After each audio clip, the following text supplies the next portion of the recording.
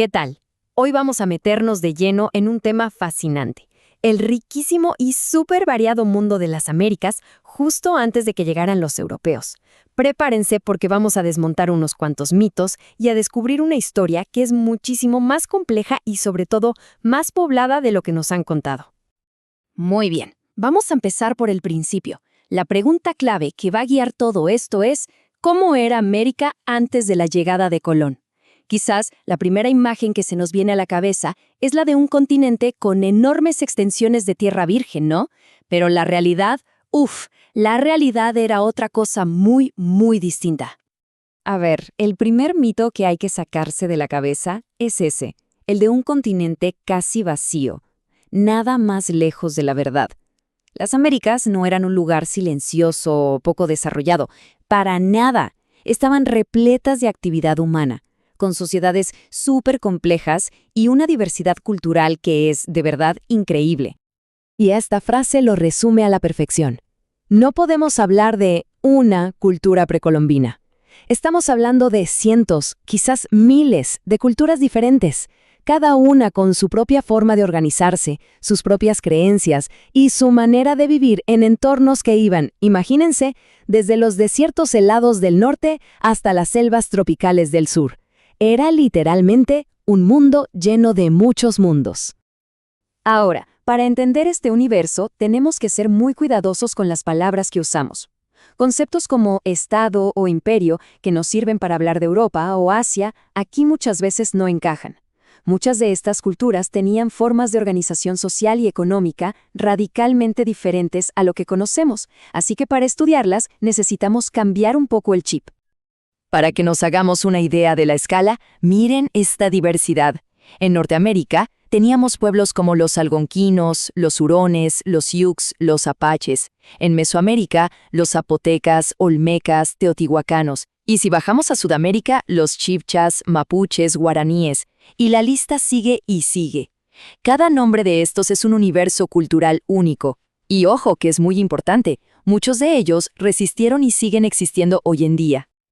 Bueno, para entender mejor toda esta diversidad, vamos a hacer zoom en dos de las culturas más conocidas, pero no para verlos como dos imperios iguales, sino como sociedades con características únicas que nos muestran los distintos caminos que tomaron las civilizaciones en este continente.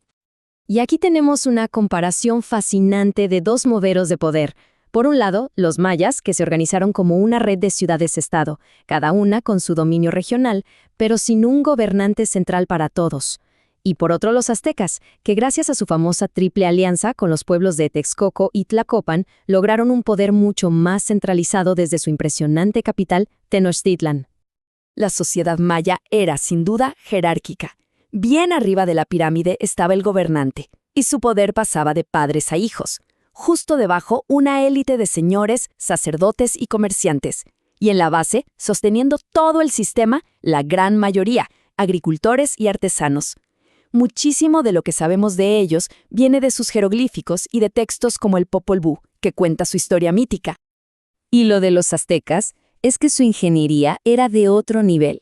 Construyeron su capital Tenochtitlan sobre un lago. Para poder hacerlo, crearon las chinampas, que eran como islas artificiales para cultivar. También construyeron calzadas gigantes para conectar la ciudad y acueductos para traer agua dulce.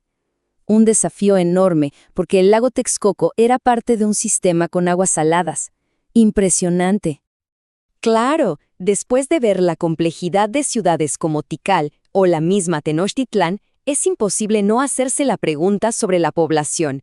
Y esto nos lleva a uno de los puntos más impactantes de nuestro análisis de hoy.